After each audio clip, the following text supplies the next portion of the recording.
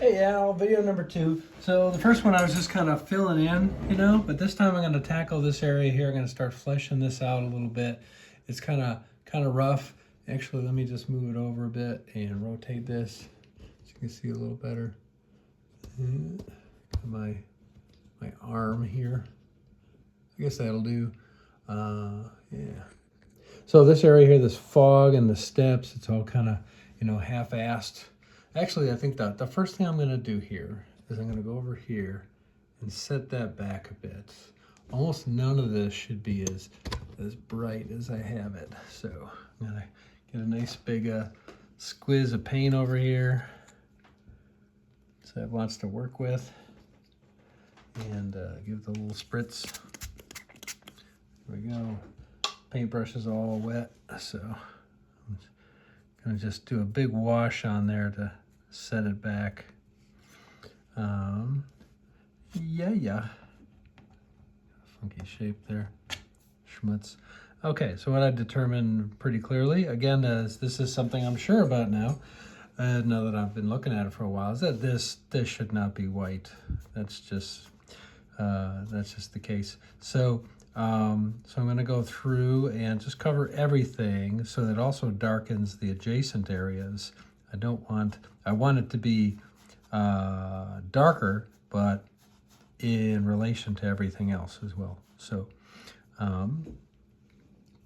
everything else should get a little bit darker as well. Same thing with this mess up here. Darker. Set that back a bit. It's only going to have skylight, evening skylight lighting it. So there's no reason for it to be actually white.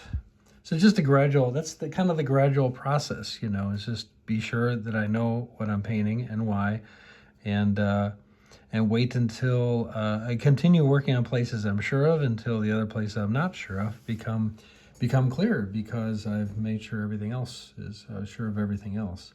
So I can go through and just darken some. This I noticed that this is just a weird little shape, so I'm just gonna ditch that. And it looks like a mistake, and this as well should be darker. This is a ways away from her. Again, the wings are what's casting the light locally, so that's not gonna catch much of that light. It's pretty far away. Only these in this area right here will probably catch that light. So I'm just going to go through and darken everything I'm now sure should not be as bright as these white areas here. So I'll just do that a little bit. Get up in the shadows here. Ba-doop-a-doop-a-doop. Boop. Just making those corrections, Just, and I say corrections, it kind of is corrections, but in effect, everything in a painting is a correction. As you build it gradually, it's a correction from just being a drawing on a canvas, or if you're not drawing, then just it's a correction from being a blank canvas. All this stuff is too far away to be in the bright light of the wings. Here's the thing I'm not even sure of is this whole reflection in the water stuff. I don't know what's supposed to be darker than the original or lighter than the original. I'm excited about it because when I look at all this stuff down here, lower, which will be visible in a second, I'm really excited about how it might look. There's just for me, the drawing itself is very evocative of the reflections that you would normally see there. I really can, I get a feeling for it, but I can't really see it yet. And that's why I know that as I build things up, it's gonna clarify for me, because I really am excited about it. And as long as I take it easy and don't jump into it too fast, it's gonna, at some point, it's gonna just, as I build it up really slowly, it's gonna jump out at me. All of a sudden, I'm gonna go, aha, and I'll be able to just blaze on it. Just doing some rough interior shading here. What's set back and what's forward.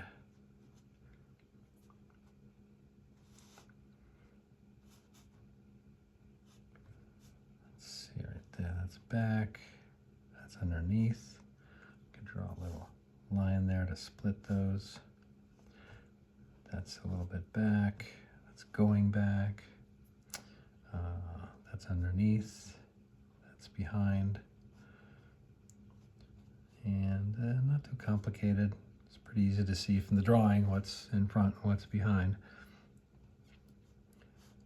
Let's see, that's gonna have to, a little shadow cast there potentially.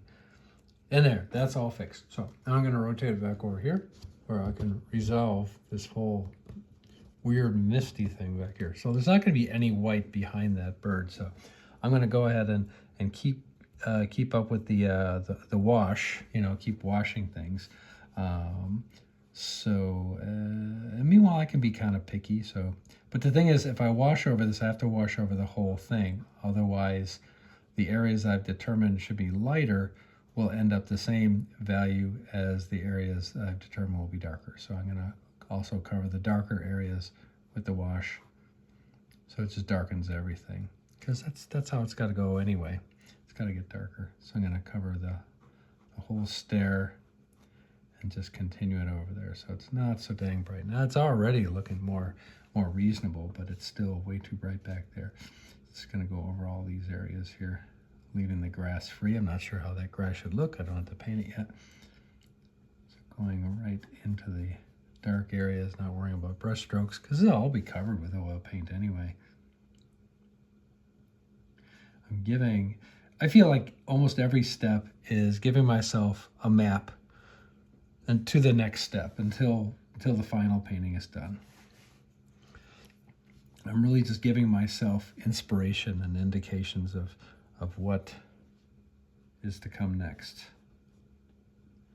But really, you know, I'm just finishing it step by step. But if I think of it this way, because I'm fumbling around in the dark, like we all are, in every way in life. Barf. But it's, you know, you're exploring and you're creating at the same time. And that's I think when you said that you really want to get lost in your artwork, that's how I feel. That's how I feel when I do this. And it's just, it's such a freaking joy for me. And I want that for you. And this is how I do it. You know, I set all this stuff up for me to play with later on, and then when I get into it, the idea for me, as far as I'm concerned, is to make as much as I can that I can play with, and work out gradually, step by step, so that every time I jump into it, there's all this unresolved stuff that, hey, now I get to resolve it. I've left myself these clues on this map, and I have to just keep following the clues, because I made the clues, I made the map, I know what they mean.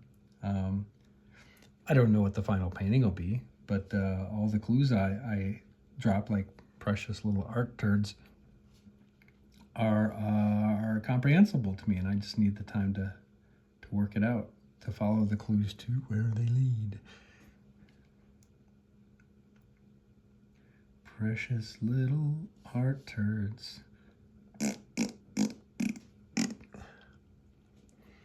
So just darkening all this stuff out. I mean, I go back and forth between like realizing something, you know, adding to it so that it clarifies it, and just doing what I know I should do, like darkening the dark areas. And then when I sit back, I look at it, which you might be down now because you're a spectator. You're looking at it and seeing it and going, oh, I see how that's resolving itself now. But really, it's just tedious, and I'm just filling in all these gaps and making them darker, because I know that's what has to be done, and it takes a while, and I'm not really looking at the whole thing. I'm just trying to aim my freaking brush where it's supposed to go and doing what I'm supposed to do. And it's tedious, and probably tedious to watch, and probably god-awful tedious to listen to me. But it from your vantage point, being further away, and just being able to watch and not having to actually manually make all this shit happen. You probably see exactly what I'm doing, and even though I can't, I'm just focusing on these little fucking areas because they gotta get done. They gotta be darkened for the effect that you probably already see right now. Okay. There we go. Okay, so now I'm gonna spray this again. Spritz, spritz, spray my paint. Get it nice and thin, and I'm gonna start building up, because I'm building up mist, which is over here, which is already, we know it's thin. Maybe a little more pigment in there so I can make things happen sooner. Just kind of ignoring all these harsh edges everywhere and sort of working with them. There, I'm going to go next to that a harsh edge and build another level of darkness and sort of tweak inside all these little areas and soften them up a little bit.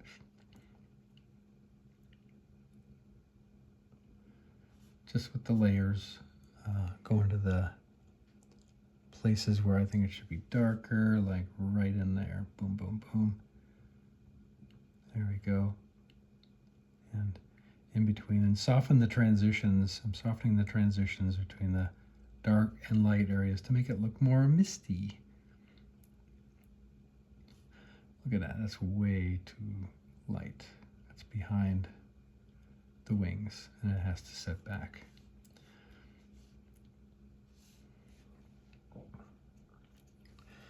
Okay, go into the darker areas, make those a little darker.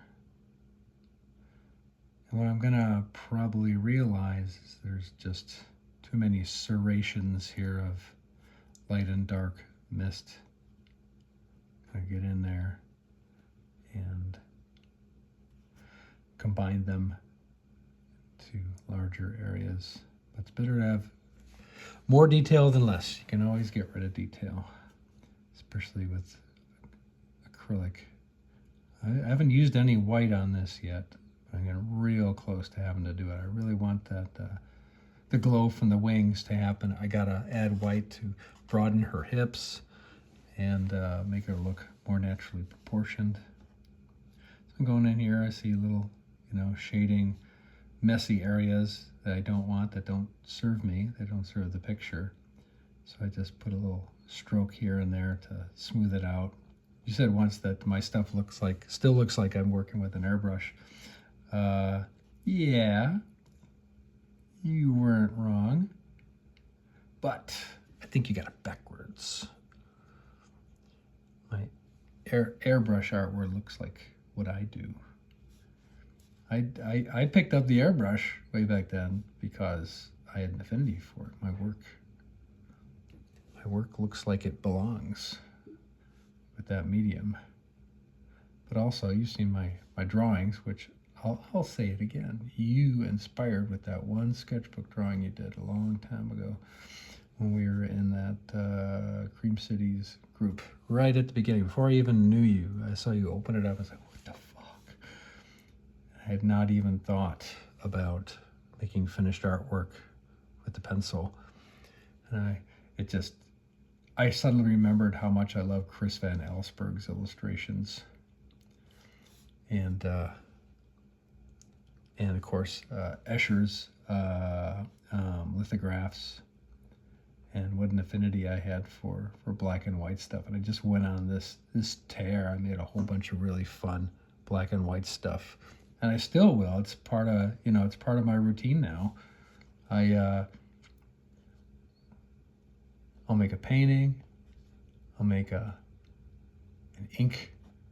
piece of ink art, and I'll make a drawing. I'll go back and forth between the three. I got 3 solid techniques now. So thanks to that inspiration, I now have a body of work that is graphite and black and white drawing, and I'm really, really happy with it. Really happy that I'm doing that. So thank you once again, dude. So I got all these areas up here. I guess you can't see them, but they're too light. They gotta be set back. They're distracting. And even though I'm gonna paint over it, they are indications to me of what I'm gonna do later on. they're indications to me about how I want this to look. So I'm gonna see that. I'm gonna retain that, so that I do it when I go to the next step. When I do the color, I don't have to worry about it. The inspiration and the indication of what I intend to do is right there for me. It's a big old busy painting, and I don't want to forget that idea. So I'm gonna do it right now while I see it. Do it when you see it. It's kind of the corollary to don't do it if you don't see it.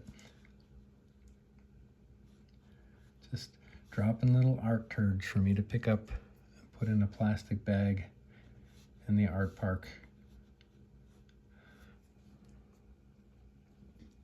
Can you see this? Is that part of the painting? Yeah, it barely is. I don't know how well that reads in the video. Trying to figure out like what are the fun areas to keep and what needs to be set back. Of course, anything that's like adjacent to or behind a foreground element really needs to be set back so that it doesn't interfere. Doesn't interfere with viewer focus on the main elements. Yeah, it's too many serrations over there. Let's see if I can see which one has to, this one, that one has to go. I'm gonna block that the fuck out. Where is it? That one. Boom, gone. That chunk off of there. That will turn very dark when this dries. That's a funky thing too. I don't know if you noticed that at least with this color, when I paint on and it's wet, when I paint it and it's wet, it's actually a cooler color than after it dries. It's got these warm aspects, especially up in here, wherever it's really dark, very warm. But when I paint it on and when it's more transparent, it's cooler. The intention was to have it be more purple, you know, which, I don't know. This is a purple, but it's, I don't know if it's the purple. I don't think it's the purple I had intended.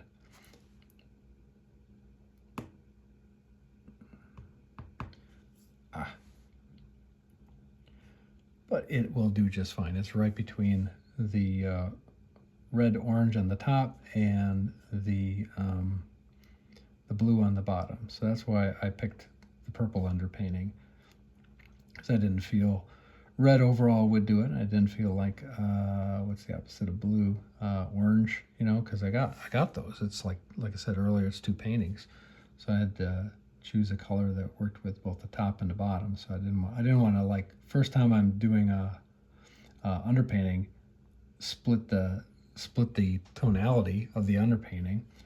And I don't want to try two fucking experiments at once.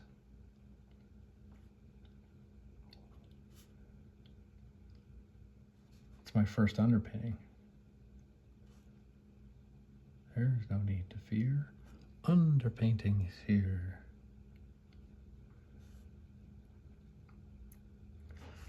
Yep. So this is working out nicely. I'm very happy with this, the way it's finally going.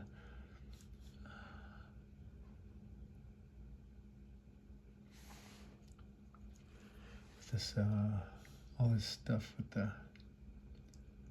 the mist, and that mist, of course, will be blue, but it will be a different blue from the lighting, the local lighting emanating from the wings. It will absolutely be a very blue environment. Do some fill in here now that it's dry. Make it nice and dark.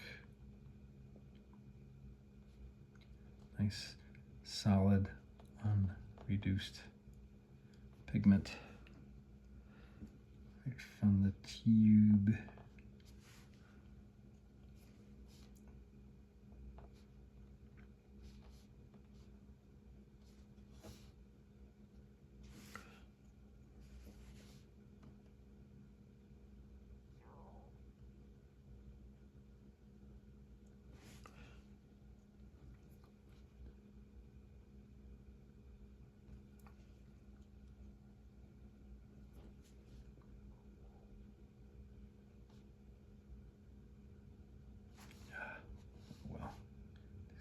Bumps everywhere.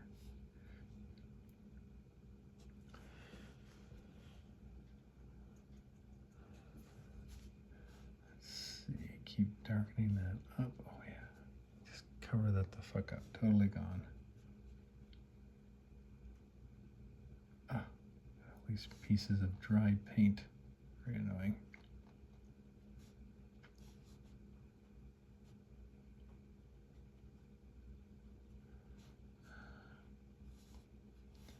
Yeah, so I'm trying to get some nuance in all these misty areas here. I don't want just a repeating pattern. So I want the nuance to actually make some sense as far as space and light and the environment they're in. So, variation that makes it look not just the variation to avoid pattern, but also to define. I don't want to just avoid a problem. I want it to do some work, to have an effect. That's too bright. And so is that. And that. Get a nice silhouette there without being too bright, so that the hand pops out.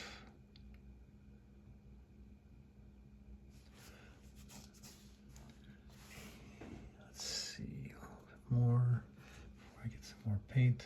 That's too bright. Let's see, taper that off. Taper that on. Darken that. Darken it behind the bird. That's nonsense. There we go. And that needs to be darker. Those steps. All these steps need to be darker. I just finished those a couple days ago and just put one coat of paint on them. But now they need to be darker.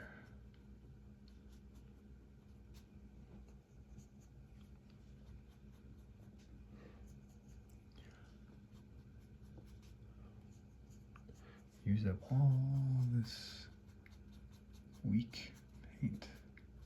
Here. Oh, that's way too light up there. Get out of there. All right, that's one brush down. Oop. Do something with that. All right.